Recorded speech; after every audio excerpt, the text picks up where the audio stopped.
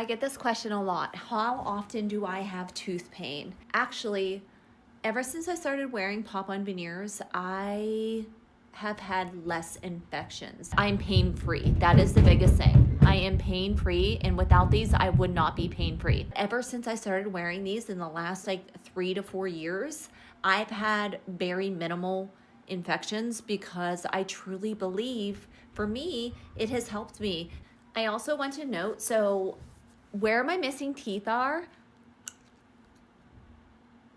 do you see that dark material? So what they do is they fill that, the veneer where you're missing teeth with a solid material.